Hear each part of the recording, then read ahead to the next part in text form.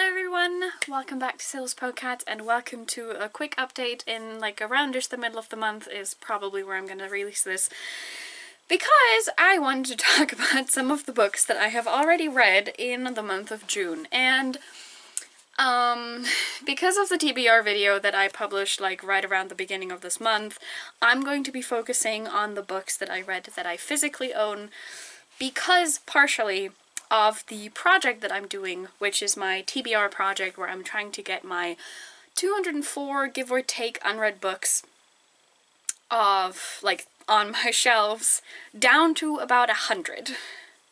Lofty goals. But we're not doing too bad. As of right now, I am at 35 read and or unhauled books, and I have read I think 9 of the 24 that I have bought since I counted. So we're not doing too bad.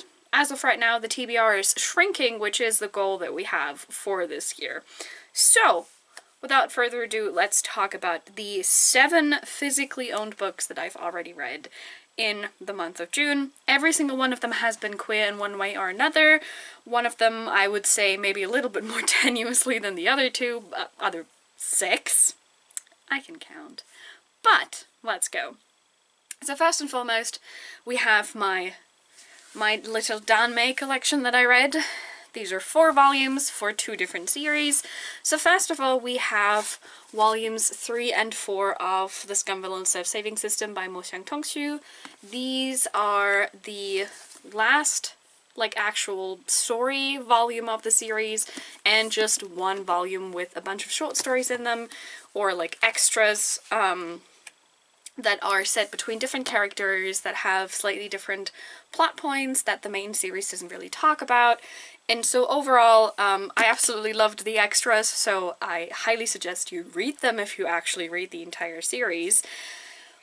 But to very quickly recap what the series is actually about, because I don't think I told you when I made my TBR video. So the Scum Villain Self-Saving System takes a story idea that's actually pretty common, specifically in a lot of Asian media, be it Japanese, Chinese. I'm pretty sure there's a lot of stuff with like Korean media kind of in that direction as well, but I mainly know it from Japanese and Chinese, and that is the concept of a normal human being being taken into a fantasy world and then having some sort of game system apply to them where they can, for example, level up, where they can see quests that they have to do, etc, etc. In Japanese, this is called isekai, which basically just means isekai. Sekai means world, out of this world and into another world. And Scum Villain takes that idea, that concept, and makes it into an almost satirical take on it.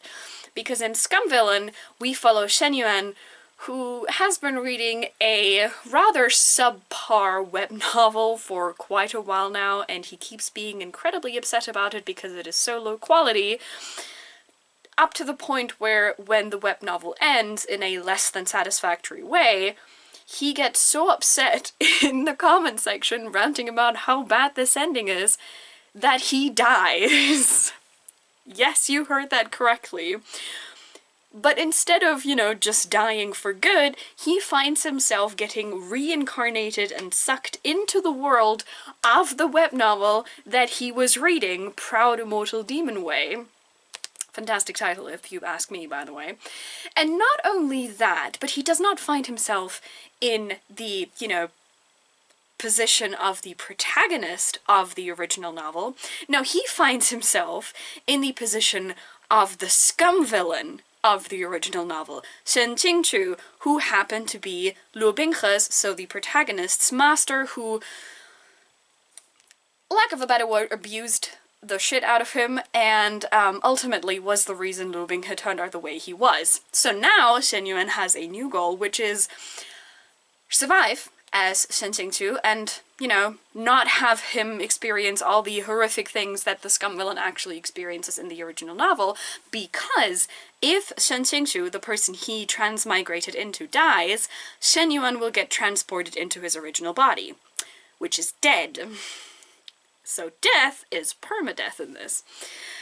And instead of as a little enticement, instead of the series turning out to like the Stallion novel, which is a different term for a harem novel, aka one male protagonist gets a lot of female wives and or girlfriends, depending on how the series actually goes. Instead of this being a Stallion novel where Luo Binghe just gets a lot of girls, Luo Binghe actually falls in love with his master, who is very much oblivious about how incredibly gay this entire story has turned out to be.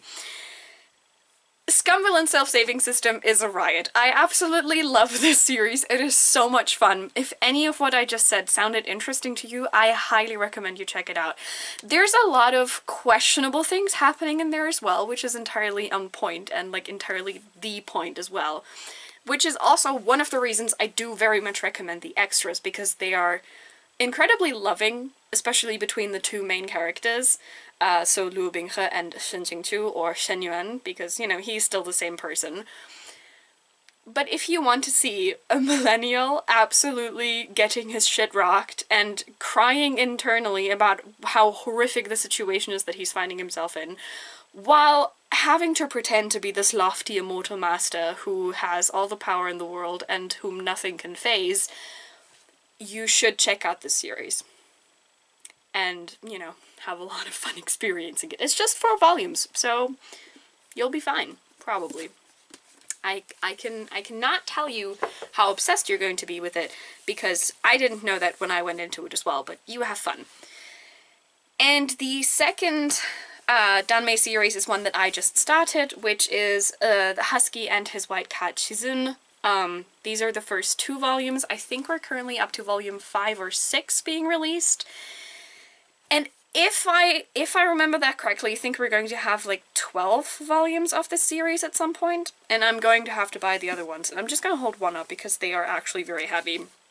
So this is another Danmei series. This is not a transmigration series, but this is one of those series where the main character gets reincarnated into a younger version of himself. Because our main character, Moran, we meet him when he is an emperor. I think he is around like 30, 40, something along those lines. He has turned into an emperor, he's turned himself into an emperor, he's turned himself into a horrific person who is only, you know, called upon by the name of Ta Shenjun. And at some point in his life, when he himself has decided that he wants to die. This is all in the first chapter, by the way, I'm not giving you spoilers. But he has decided that he wants to die, and instead of just dying and, you know, maybe going to the afterlife, he finds himself reincarnated into his body when he was about 15. And so he's basically able to relive a lot of the moments that he's had in his life, and for some reason, they seem to oddly change. Because, for example, instead of being in love with one of his fellow disciples, he finds himself looking at his teacher in a very different light. Or maybe not so different. Who knows? So, for this series, what I do want to say is, if you read Scumvillain and you think that some of the scenes are a bit heavy in Scumvillain, do not touch this one, because it is a lot worse. There are a bunch of lists online that give you, like, you know, trigger warnings, etc. Take them to heart. If you do any kind of research about this, believe me when I say it's gonna happen. I'm just 2 volumes in, and I've already felt some of the darkness that we can have here, and I know it gets worse. Like, I've had some small spoilers, for example, from just being on Twitter and, like, in spaces of people who have read this. I know it gets worse. So, do yourself the favor and look that up. That being said, if those don't discourage you, or they are exactly what you're looking for, I highly recommend it. It is surprisingly fun, which I didn't fully anticipate. Especially Moran is actually a fucking blast. I love this man so much. He is so incredibly stupid. And Chu Wanyin, who is his Shizun, so his teacher, there's something about this man. They have made him very delicious for all of us. Like, on purpose, it feels like. I wanted to dislike him, simply because so many people have told me I'm going to love him, and I like being contrarian, and I couldn't do it. So, it's like catnip, honestly. So if you have read Scumvillain first, and you want to dig your toes again into something where, you know, a student is in love with his teacher, something along those lines is happening there. Yes, But again, be aware that this is going to be kind of dark at some point. And Moran is going to do a lot of questionable things. Especially when he remembers things that he did when he was Ta Xianzhen. He's not a good person, okay? But he's my dumbass at this point, alright? I will defend him. I probably shouldn't. So yeah, I'm really excited to continue on with the series. I don't yet know if I'm going to try and read it online before I buy the next volumes. Because I think each volume is like 15 or 16, and I do not have that much money right now, so I might have to wait, and if I have to wait, I'm going to go mildly insane. So we'll see what happens with those. But I had a blast reading them, so that's good. So now we have 3 more left that I have read. I think one of those was a new purchase as well. I say as well because the 2 Husky and his White Cat Shizun were new purchases of 2024, as well as the 4th one of Scum Villain, because it came out relatively recently and I just didn't purchase it before that. So the other new purchase that I also read was Affinity by Sarah Waters. This was actually my first time reading Sarah Waters. I'd never read her before, and honestly, it was really, really good. I didn't expect it to be this good. So I had completely forgotten what this was about before I started reading it. Because I know that I knew that I purchased it because I heard about her in a book that I read, which was called Monster She Became, which was all about female authors writing specifically horror fiction. So I knew it had something horror-esque with it, and I knew that it was queer, and that was where my knowledge ended. And so it was actually a blast going into this relatively blind, but I'm going to very quickly give you like a small feeling of what it was about. So Affinity is set in, I believe, Yes, it begins in 1874, and it goes up until 1875, so we go through, I think, almost an entire year, but not exactly. And it is set in a diary style. So we follow our main character who is writing a diary about specifically her visits to a female prison in Milltown, I think. Milldown, something along those lines. Her name is Margaret Pryor. And we learn a few things about her, specifically how much she struggled with her father's recent death, for example. And the reason she goes to this prison is because apparently at the time, it was kind of common for ladies to visit a prison, specifically for women, to kind of like teach them manners again, which was a little bit like, you know, go to them and show them what a real lady is like. And so, you know, when they finally get out of prison because they've served their sentence, they might, you know, finally behave like a lady again, or something along those lines. And through those visits, she meets one very special lady, and her name is Selena Dawes, and she is a medium who is in this prison because of, I think, aggravated assault, or something along those lines, because apparently she assaulted a client while she was doing a reading for her. At least that's the official story that we know.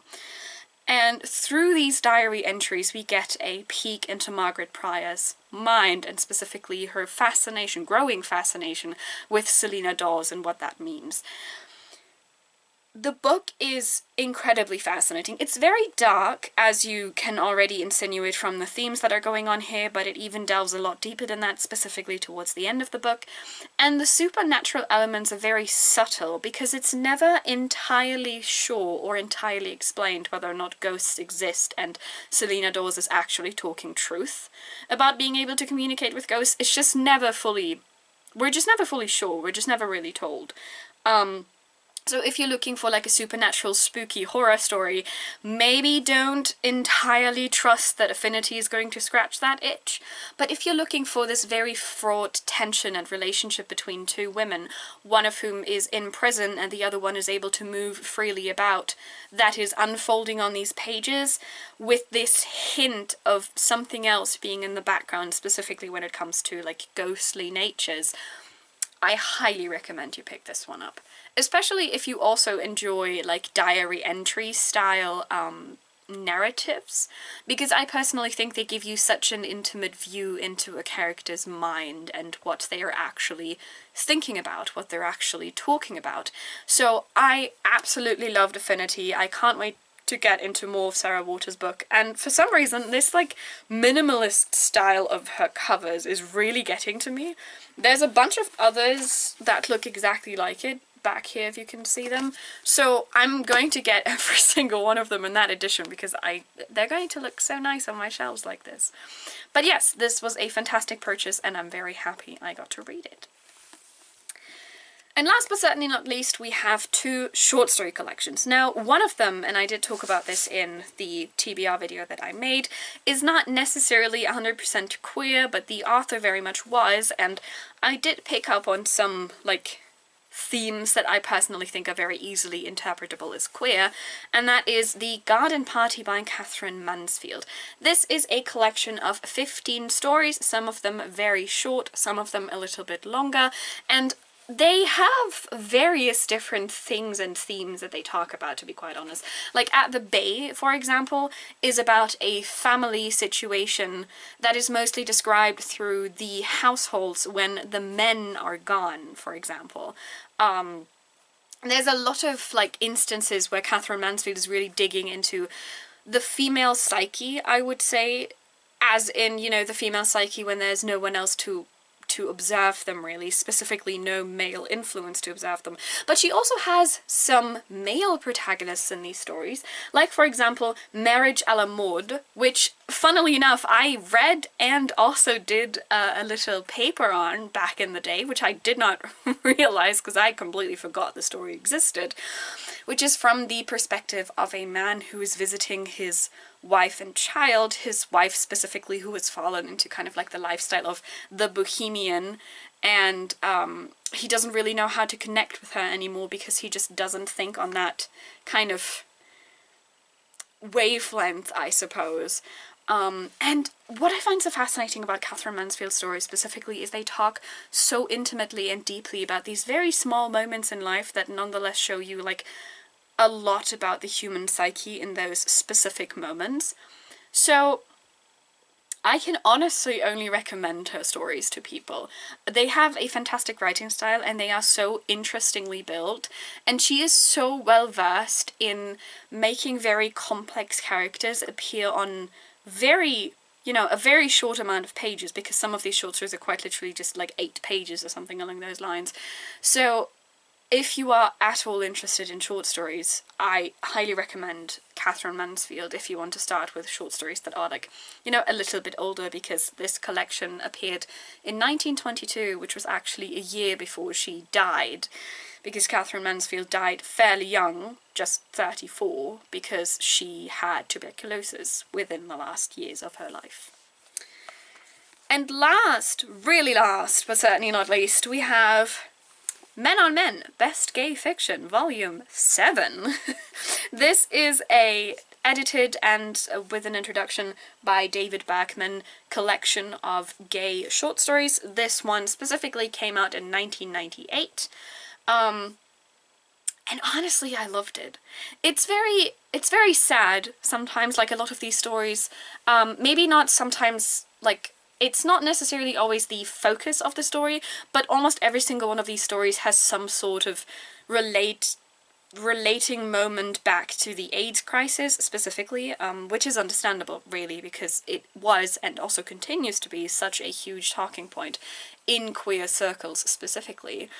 And what I really enjoyed about these stories is they feel very raw in a sense of the word that I sometimes miss from some of the queer fiction that is currently being published.